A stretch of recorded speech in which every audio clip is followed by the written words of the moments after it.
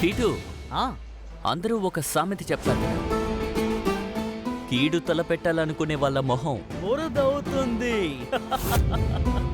Shy నవి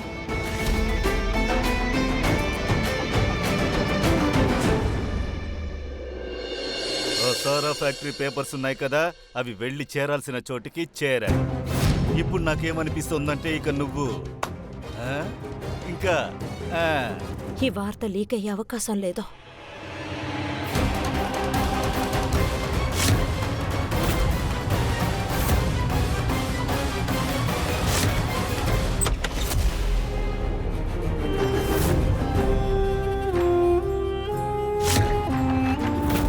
మహారాణి, ఇంతకీ ఏ విషయం లీక్ అయ్యే అవకాశం లేదన్నావు?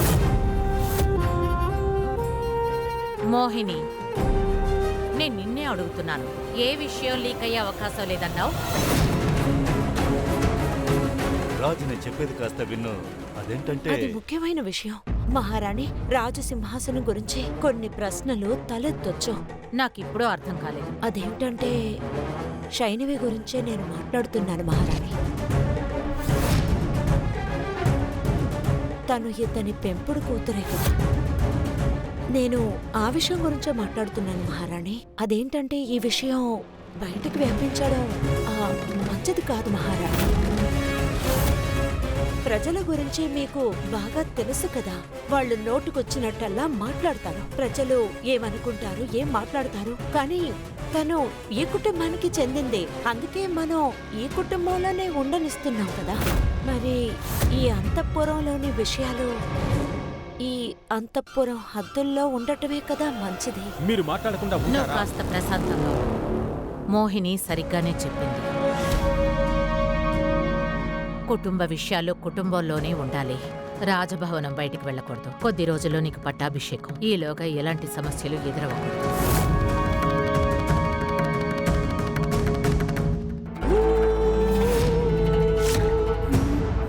మీరు దేనికి దిగులు పడకండి మహారాణి, మేమున్నాం కదా. నేను మీకు మాటిస్తున్నాను, రాజసింహాసనంలో అయినా సరే, రాజ్య విషయాల్లో అయినా సరే మోహిని వల్ల ఎలాంటి సమస్య రాదో. నిజమైన ఆట ఇప్పుడే మొదలు కాబోతోంది. ఇందులో ఆటని ఆడబోయేది మేమే, అందులో గెలవబోయేది మేమే. పవిత్ర, ఇది చాలా ముఖ్యమైన ఫైలు, జాగ్రత్తగా ఉంచు. ఇంకో విషయం, నా చిన్ననాటి జ్ఞాపకాలను నీతో పంచుకోవాలి. నువ్వు నాతోరా, త్వరగా. ఎన్నో ఏళ్లుగా దీనికోసమే ఎదురు చూశాను. మీ విషయాలన్నీ నేను కథగానే విన్నాను. ఇప్పుడు మీ బిడ్డ రూపాన్ని కళ్ళారా చూడబోతున్నా. అది మరి ఏంటంటే, నా చిన్నతనం కాసేపు వెయిట్ చేయొచ్చు. ఏం చేస్తున్నారు? నేనేం చేశాను? రాజాగారు, ఒక విషయం మర్చిపోకండి, మీరిద్దరు బిడ్డలకి తండ్రి. ఆహా, నేను ఇద్దరు బిడ్డలకు తండ్రినని ఒప్పుకుంటున్నా. దానికి తోడు రాజును కూడా. కానీ నాకు కూడా మనసు ఉంటుందిగా. సరే సరే, ఇక చాలండి. ముందు ఏం చూపించడానికి వచ్చారో అది చూపించండి, సరేనా? రండి. సరే, రండి. పద.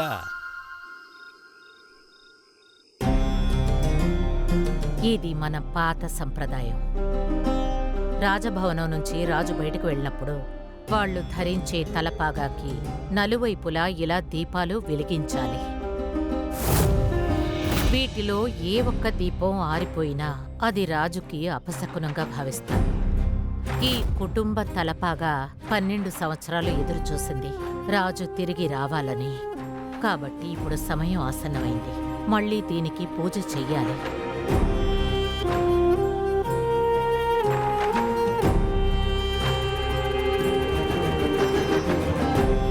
సేవని ధర్మంగా భావించాలి. మనసులో కరుణని నింపుకొని ఆ రాజే ఈ తలపాగాన్ని ధరించాలి.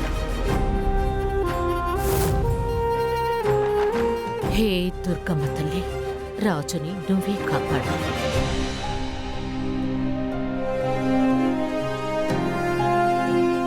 నాన్నా, 9 9s 81, 71 కాదు, ఓకే?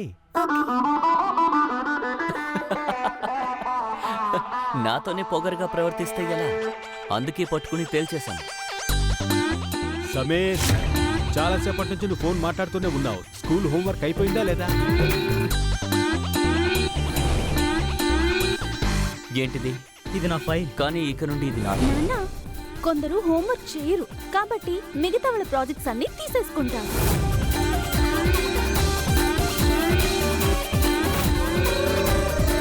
ఆ, చరణ్ దీన్ని కాస్త చూడు.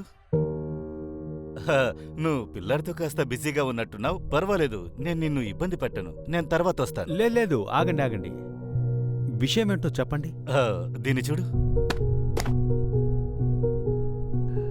ఈ ఫైలు ఆ, నీ రూమ్లో ఉంది. పవిత్ర దగ్గర నుంచి తీసుకొచ్చాను. అప్పుడే కదా సైన్ తీసుకోగలము. కోడల తమ్ముడు నీ దగ్గర ఇంపార్టెంట్ ఫైల్ ఏదైనా ఇచ్చారా? అవునండి, ఇక్కడే పెట్టాను. సరే సరే. అదేంటంటే చరణ్కే ముందు చాలా బాధ్యతలున్నాయి. అన్నిటినీ అతనొక్కడే ఎలా చూసుకుంటాడు చెప్పు? మర్చిపోతాడు. కాబట్టి ఫైల్ తీసుకెళ్లి అతనికిచ్చి ఆ విషయాన్ని గుర్తు చేస్తాను. ఉండండి, ఇప్పుడే ఆ ఫైల్ తీసుకొచ్చి చూపిస్తాను. ఒక్క నిమిషం.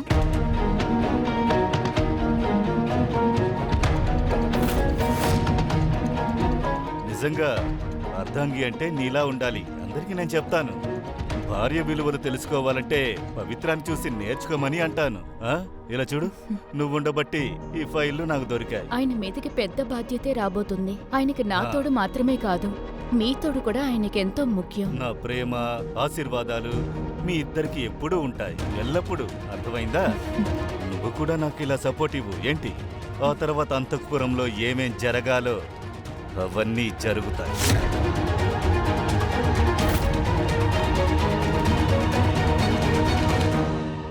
ఇది ఒట్టి పేపర్ కాదు, నా మంచి భవిష్యత్తుకు సంబంధించిన ముఖద్వారం.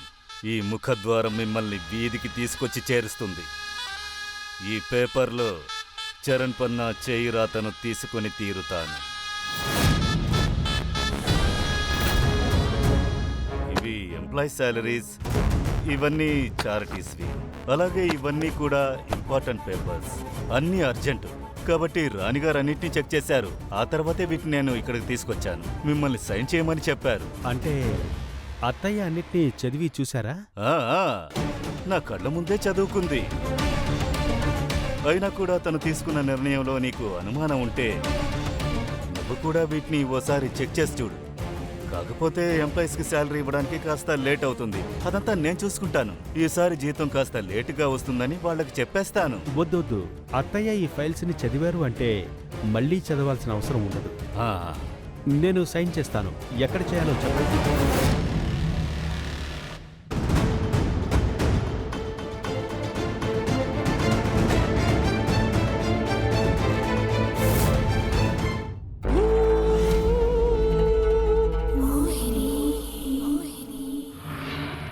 వంశపారంపర్య రాజకిరీటం రాజుగారి తలని అలంకరించాలి. అవును, మీరు ఎక్కడెక్కడ మార్క్ చేశారో అక్కడే కదా సంతకం పెట్టాలి? అవును, అదే. పెన్నివ్వండి, నేను సంతకాలు పెడతాను. ఇదిగో ఉంది. ఇదిగో.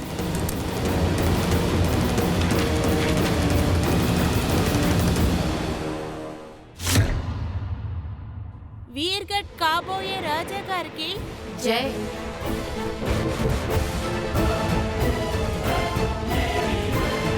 రా పవిత్ర, నువ్వు వచ్చి హారతి నీ భర్త ధరించే రాజతలపాగా ఇది. అలాగే.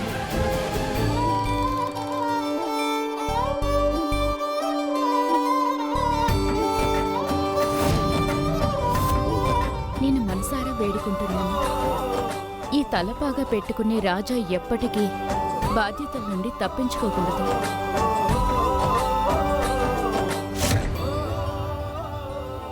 జై.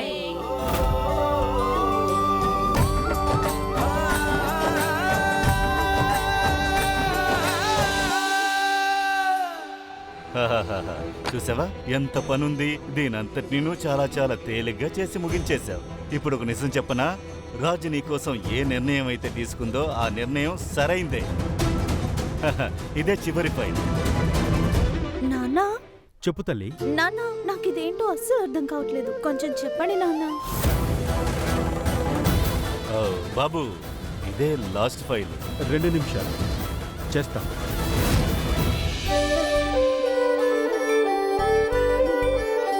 శరణ్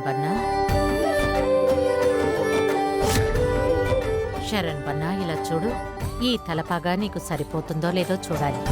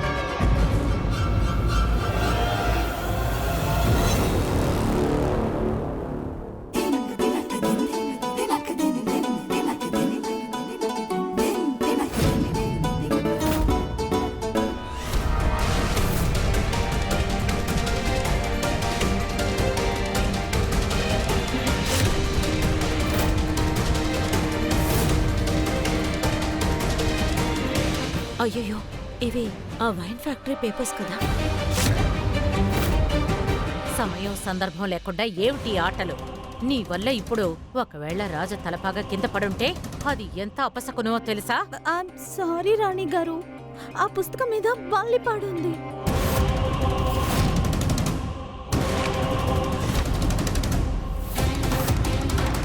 ఏంటి బల్ల?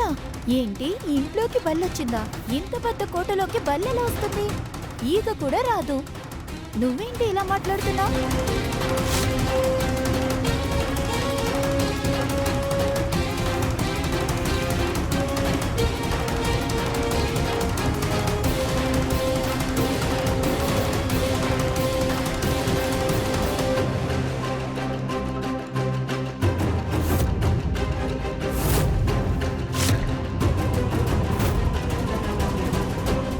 చరణ్ బాబు, మిగతా పేపర్లు తర్వాత సైన్ చేసుకోవచ్చు, వాటిని నాకు ఇవ్వు. కాసేపు మాట్లాడకుండా ఉండండి.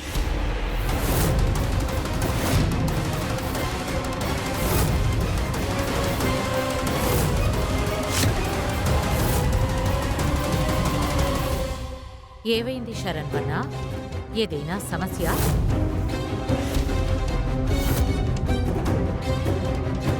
అసలు ఏం జరిగిందో చెప్తావా లేదా?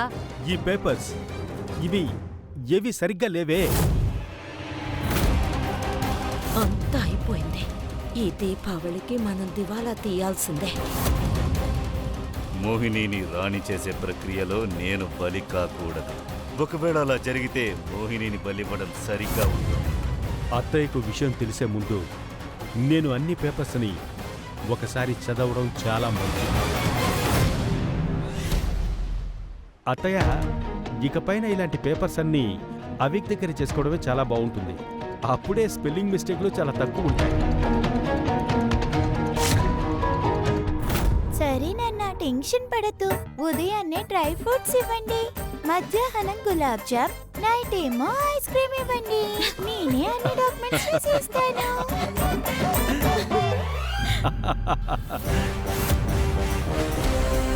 అవి నువ్వు పైకి వెళ్ళు, సైనవి నువ్వు కూడా తనతో వెళ్ళు. అలాగే తీసుకెళ్ళు. శరణ్ అన్ని పేపర్స్ ని చూసి చూడనట్టుగా ఉన్నాడు. కానీ ఇదేంటి కొత్త నాటకంలా ఉంది.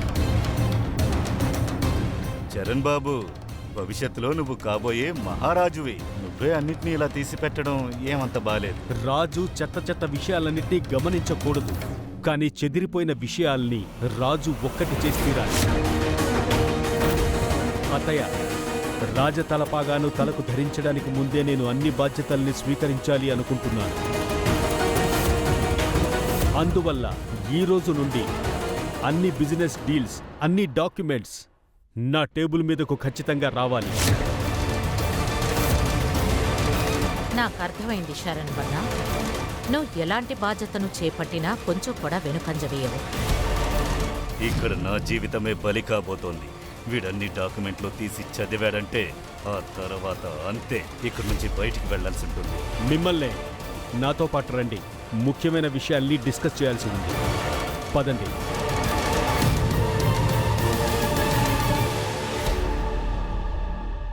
ఇదంతా ఏమిటి? ఆ కాలంలో మహారాజులు అంతా చూసుకున్నారు. జరిగిందంతా మీకు కూడా తెలుసు. ద్రోహం చేస్తే దండన లభిస్తుంది. ద్రోహమా? నువ్విప్పుడు ఏం మాట్లాడుతున్నావు చరణ్ బాబు? అదేంటి ద్రోహం? నేను దేని గురించి మాట్లాడుతున్నానో మీకు బాగా అర్థమైంది. కింద సైన్ చేయడానికి నాకు డాక్యుమెంట్స్ని మీరు ఇచ్చారు కదూ. ఆ డాక్యుమెంట్స్లో ఇది మందు ఫ్యాక్టరీ అప్రూవల్ కూడా ఉంది. ఇది తప్పని తెలిసినా కూడా నా సిగ్నేచర్ తీసుకోవడానికి మీరు ట్రై చేశారు. ఎందుకు? మద్యపానపు ఫ్యాక్టరీ పేపర్స్. నువ్వు వేరే ఏదో తప్పుగా అర్థం చేసుకున్నావు చరణ్ బాబు. అవును, నేను తప్పుగా అర్థం చేసుకున్నాను. అందుకే కళ్ళు మూసుకొని మిమ్మల్ని పూర్తిగా నమ్మాను. కానీ మీరు నమ్మక ద్రోహాన్ని చేశారు. ఇప్పటికైనా నిజం చెప్పండి, ఎందుకు ఇలా చేశారు? ఇంకో విషయం కూడా మాకు తెలియాలి. అత్తయ్యని నన్ను ఎంతకాలంగా మీరు మోసం చేస్తున్నారు?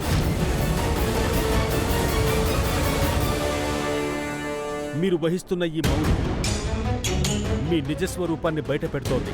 అంతా నాకు క్లియర్గా అర్థమవుతోంది. చరణ్ బాబు, ఆ మాట అదేంటంటే చెప్పి నన్ను పిలవకండి. రాజా నన్ను పిలవండి.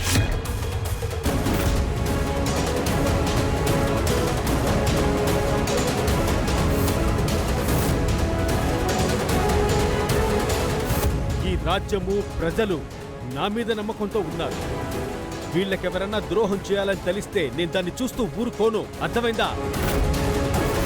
నోరు తెరిచి అన్ని నిజాల్ని ఇప్పుడు మీరు చెప్పాలి.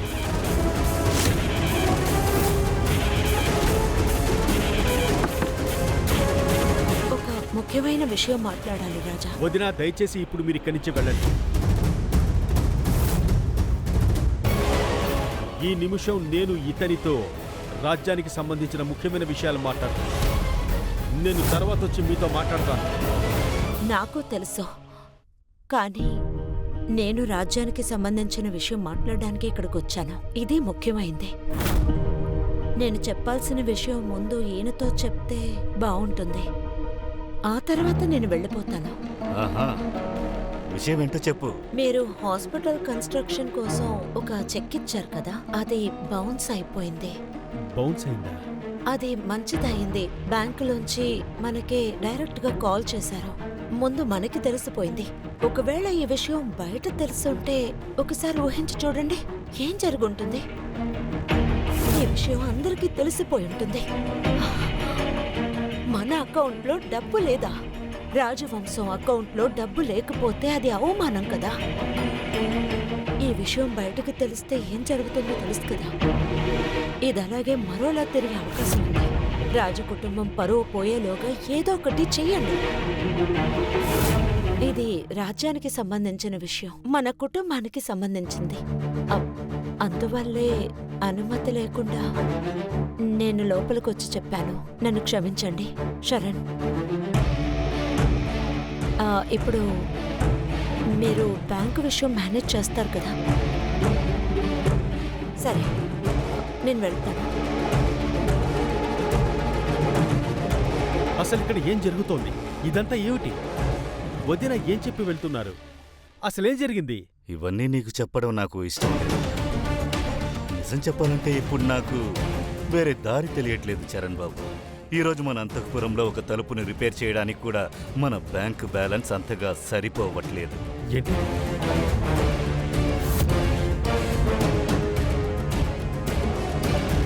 అసలు ఇదంతా ఎలా జరిగింది? మహారాణి గారు నీ వెనకే ఉన్నారు. అలాగే ఈ సింహాసనం ఖాళీ అయిపోయింది. ఆవిడ సింహాసనం నుంచి చాలా విషయాలు ఎదురుచూశారు. ఇక్కడ మహారాజా లేడు కదా, అందువల్ల వేరే మార్గం లేక వీటన్నిటినీ నేను ఎదుర్కోవలసి వచ్చింది. ఎందుకంటే అంతఃపురంలో నుంచి ఎవరూ ఒట్టి చేతులతో వెళ్ళకూడదు. అలా అయితే ముందుగా ఈ విషయాన్ని నాతో చెప్పాలి కదా. నేను ఏదో ఒక మార్గాన్ని వెతికేవాణ్ణి. నేనెలా చెప్పను చరణ్ బాబు?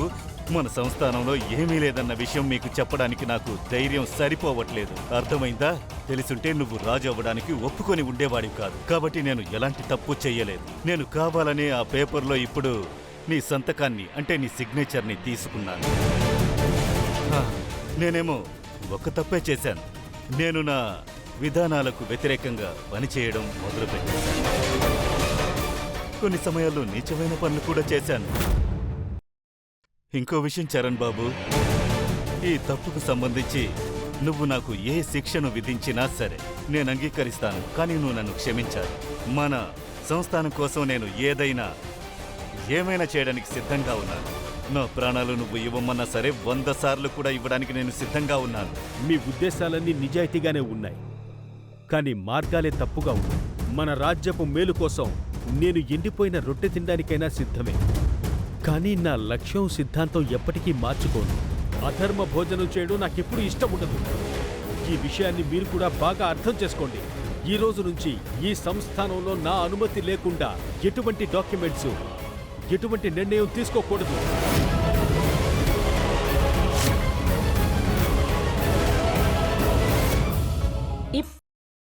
నీరు లేకుండా గుడ్డెండిపోయినా పర్వాలేదు, వీర్గఢ్లో మాత్రం మందు దుకాణాలు తెరవకూడదు. ఇదే నా చిట్ట చివరి నిర్ణయం.